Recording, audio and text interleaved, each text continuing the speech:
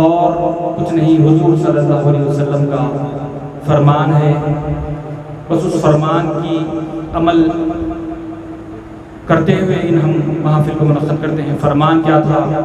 اے لوگو، اے امتیو، تم میں دو چیزیں چھوڑے جا رہا ہوں، قرآن اور اہل بیت، اس کو ہمیشہ تھامے رکھو۔ اس میں سے کوئی ایک چیز بھی اگر چھوٹ جائے گی تو عین ممکن ہے کہ تم راستہ بھٹک جاؤ گے۔ اب اگر امت تا قیامت صراط مستقیم کو ڈھونڈنا چاہتی ہے، ہر نماز میں اللہ رب العزت کی بارگاہ میں صراط مستقیم کی دعا ہم پیش کرتے ہیں۔ اگر امت صراط مستقیم چاہتی ہے تو حضور صلی اللہ علیہ وسلم نے فارمولہ آپ کو دے دیا ہے کہ قرآن اور اہل بیت، آقا دو جہاں صلی اللہ علیہ وسلم نے گارنٹی دی ہے کہ جو ان دونوں کو تھامے رکھیں گے انشاءاللہ وہ کبھی رستہ نہیں بھٹک سکتے۔ اسی لیے آج ہم اکثر دیکھ رہے ہیں کہ ہم تمام کو تو یاد رکھ رہے ہیں، ہم اپنے اولیاء کرام کو یاد رکھتے ہیں، اپنے شیوخ کو یاد رکھتے ہیں، سب کو یاد رکھتے ہیں، لیکن جب بات آتی ہے اہل بیت و اطہار کی تو اکثر و بیشتر ہم بھول جا رہے ہیں۔ تو ہم نے سوچا کہ امت کو جن کا وظیفہ آقا دو جہاں صلی اللہ علیہ وسلم نے یاد رکھنے کی تلقین فرمائی اور امت بھول رہی ہے، اس لیے ہم ان کے ایام کو منانا، ان کی یادوں کو منانا، اسی ان محافل کے ذریعے سے ایک بہترین راستہ ہے، تو سمجھ کے ہم نے اس محافل کو انعقاد عمل میں لایا۔ عزیزان محترم، قرآن اور اہل بیت ہمیشہ سے ایک ساتھ رہے، یہاں تک کہ روزے میدان حشر میں حوض کوثر پر بھی قرآن اور اہل بیت ایک ساتھ آ کر آقا دو جہاں صلی اللہ علیہ وسلم کی بارگاہ میں ملیں گے۔ یہ حدیث پاک ہے۔ تو جب قرآن اتنی متبرک کتاب اللہ تعالیٰ نے آدم علیہ السلام سے لے کر قیامت تک ہونے والے ہر واقعے کا ذکر اس میں ذکر کر دیا، تذکرہ کر دیا، یہاں تک کہ چھوٹی چھوٹی چیزیں قرآن میں سلیمان علیہ السلام کے زمانے میں اگر ان کے لشکر جا رہا ہے تو چونٹیاں بات کر رہی ہیں، چونٹیوں کا ذکر قرآن میں موجود ہے۔ صالح علیہ السلام کی اونٹنی کے پیر کاٹے جا رہے ہیں تو اس اونٹنی کو پیر کاٹنے کو اور اونٹنی کو شہید کرنے کا واقعہ قرآن میں ہے۔ یعنی عجیب عجیب چھوٹی چھوٹی چیزیں، مکڑی کے جال کے معاملات اس کے اندر ہے، ایک بقر ایک جانور کو شہید یعنی ذبح کیا جا رہا ہے، اس کے نام سے ایک سورہ بھی ہے، سورہ بقر، یعنی ہر چیز بیان کر دی گئی ہے۔ جب اتنے چھوٹے چھوٹے واقعات جب قرآن میں بیان کر دیے گئے ہیں تو کیا کربلا قرآن سے چھوڑ گیا؟ کیا کربلا اتنا چھوٹا واقعہ ہے کہ صالح علیہ السلام کی اونٹنی کو لوگ پیر کاٹ دیے، اس واقعے کو اللہ تعالیٰ قرآن میں بیان کر دیا، اور یہاں پر حضور صلی اللہ علیہ وسلم کے شہزادوں کو شہید کیا جا رہا ہے، امت پر ظلم و ستم کے پہاڑ ڈھائے جا رہے ہیں۔ کیا اللہ تعالیٰ ان واقعات کو قرآن میں بھول گیا ہو؟ نہیں، میرا وجدان کہتا ہے کہ اللہ تعالیٰ نے نہ قرآن میں اہل بیت کو چھوڑا ہے، نہ کربلا کو چھوڑا ہے۔ بدقسمتی ہماری ہے کہ ہم اپنی نظروں سے واقعات کو، ان اہل بیت و اطہار کی ان ہستیوں کے تذکروں کو قرآن سے بھول گئے ہیں، ہماری نظریں وہاں تک جا نہیں رہی ہیں ان واقعات میں۔ تو میں مختصر سا بس ایک سورۃ پاک کا ترجمہ کرتے ہوئے آپ سے اجازت چاہوں گا کہ کربلا مولا اور کربلا والوں کا ذکر اللہ تعالیٰ نے قرآن میں کہاں پر کیا ہے۔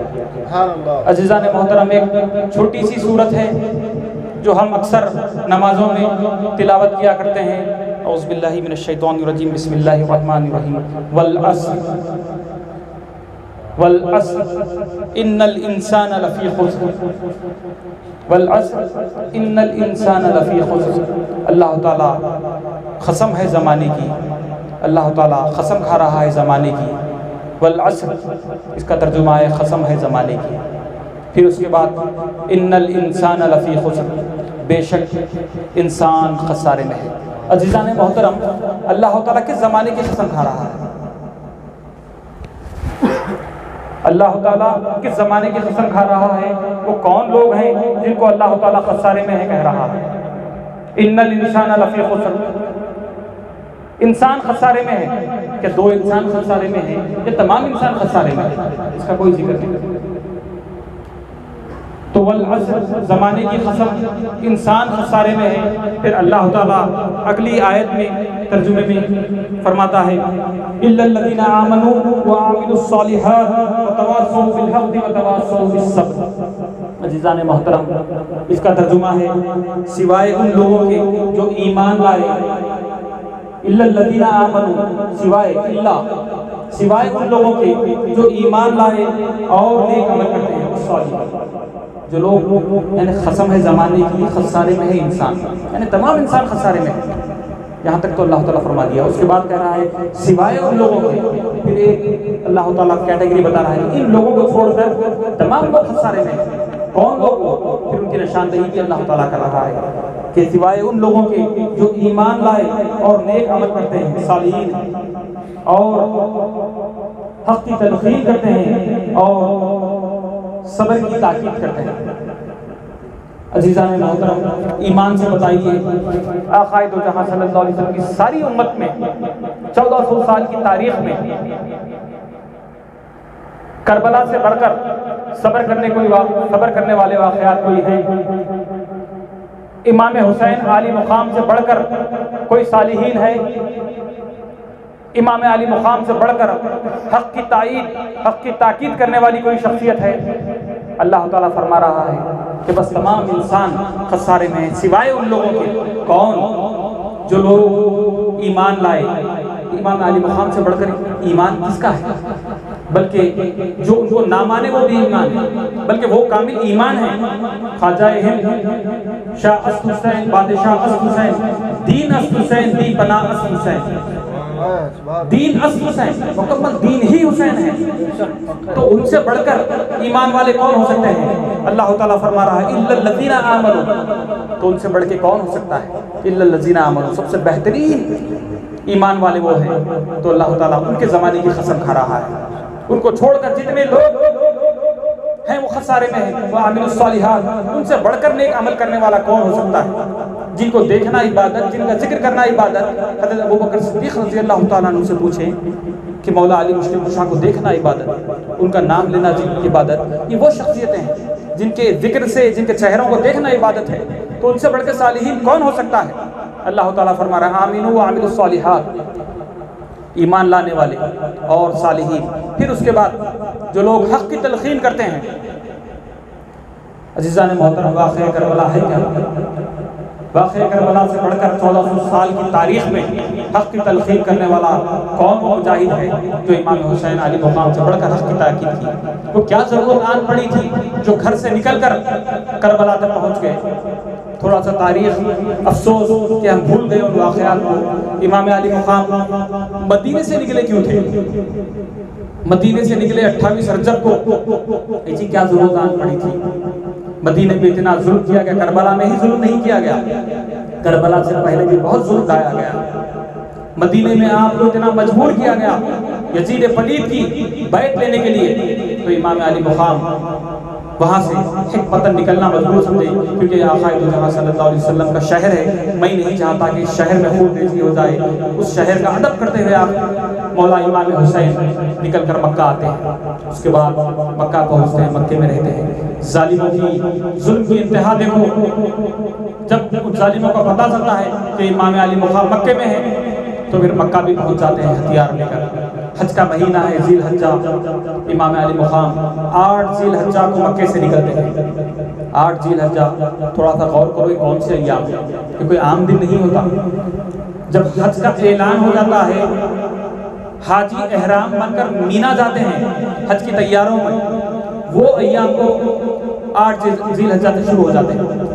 جب تمام لوگ احرام مان کے حج کی تیاریاں کر رہے ہیں، امام علی مقام کو حج کے ایام کو چھوڑ کر مکے سے نکل رہے ہیں، ایسی کون سی مجبوری آن پڑی تھی، ایسی کون سی ضرورت تھی کہ حج کے ایام کو چھوڑ کر 5 دن اگر کھڑے ہو مکے میں رہ جاتے تو حج ہو جاتا؟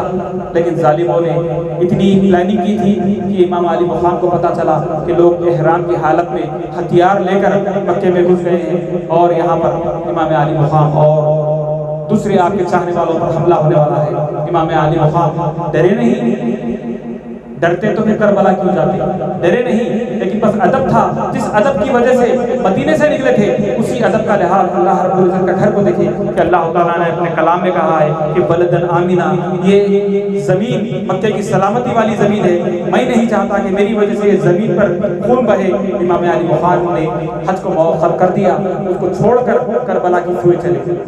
عزیزان محترم، بس کربلا جانا کیوں تھا کہ جن یزید اور پلید اور اس کے حواریوں نے جو ظلم چڑھائے تھے، بس مطالبہ ایک ہی تھا کہ امام علی مقام اور آپ کے چاہنے والے بیعت کر لیں۔ کس چیز کی بیعت کر لیں؟ بیعت کس چیز کی؟ یزید نے جو شریعت میں بے پناہ تبدیلیاں کر دیا تھا،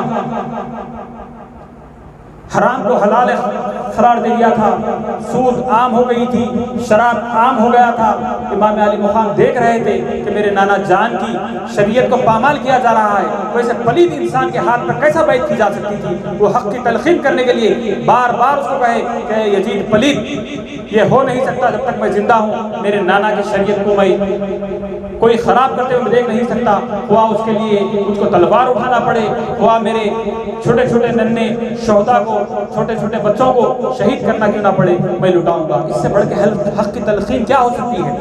قرآن ان کی قسم کھا رہا ہے، اس زمانے کی قسم کھا رہا ہے، والعصر زمانے کی قسم ہے۔ کس زمانے کی قسم؟ ان لوگوں کے زمانے کی قسم جس زمانے میں مومنین تھے، اس زمانے کی قسم جس زمانے میں صالحین تھے، اس زمانے کی قسم جس زمانے میں حق کی تلقین کی گئی، اس زمانے کی قسم جس زمانے میں صبر آزمایا گیا، صبر کی انتہا۔ تو آپ ایمانداری سے بتائیے کہ امام علی مقام سے بڑھ کر حق کی تلقین کرنے والا کون تھا؟ وہ ظالموں کے سامنے جن کے ذریعے سی بات ان کے خلاف ہو جاتی تو وہ لوگ گردنیں مار دیا کرتے تھے۔ ہزاروں کے صحابہ اکرام کو شہید کیا گیا صرف کس لیے کہ انہوں نے یزید اور بنو امیہ کے ہونے والے مظالم کے خلاف آواز اٹھائی تھی، ان کو شہید کیا گیا، ان کو پھانسیاں دی گئی، ان کو شہید کیا گیا۔ بس ان کا خطا یہ تھی کہ انہوں نے حق کی بات بلند کی ظالموں کے سامنے۔ تو یہ وہ لوگ تھے اس زمانے میں، ویسے ظالم کے مقابلے میں امام علی مقام نے حق کا نعرہ بلند کیا۔ پھر اس کے بعد کربلا میں جو ہوا انشاءاللہ اگلی محافل میں ہم سنیں گے۔ پھر ان جو ظلم کی انتہا 1400 سال کی تاریخ میں نہیں ملتی، اور میں یقین کے ساتھ کہہ سکتا ہوں کہ قیامت تک بھی دنیا چاہے جتنا ظلم کر لے، کربلا کا ایک لمحہ اس ظلم کے سامنے کچھ نہیں، وہ ظلم ڈھایا گیا۔ ان کو اختلاف تھا، امام علی مقام کی بیعت نہیں لے رہے ہیں، لیکن ظالموں نے ظلم کیا۔ آپ کے ننھے سے 6 مہینے کے علی اصغر، علی اکبر، چھوٹی چھوٹی بچیوں کے ساتھ ان لوگوں نے ظلم کیا۔ عزیزان محترم، ظلم امام علی مقام کے سامنے کر رہے تھے۔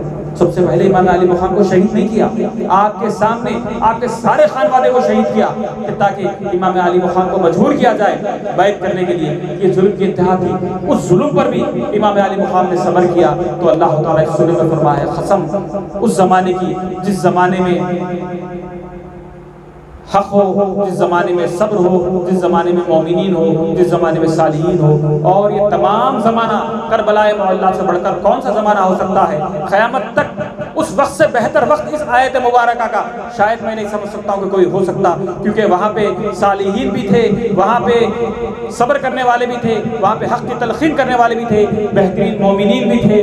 الحمدللہ اللہ تعالیٰ کا بڑا بے پناہ فضل و کرم ہے کہ اللہ تعالیٰ ہم کو ان عظیم ہستیوں کا ذکر کرنے کے لیے ہزاروں اور لاکھوں لوگوں میں سے چند کو چن لیا کہ آج آؤ بیٹھو۔ چاہتا تو کہیں بھی یہ ذکر کرا سکتا تھا، لیکن آپ خوش نصیب سمجھیں اپنے آپ کو اس محفل میں شرکت فرمانے کی۔ بعض اللہ رب العزت کا شکر ادا کرو کہ اس نے ہمیں اپنے محبوب کے شہزادوں کا ذکر کرنے کے لیے ہمیں یہاں جمع ہونے کی سعادت بخشی ہے۔ الحمدللہ رب العالمین۔ السلام علیکم ورحمۃ اللہ وبرکاتہ۔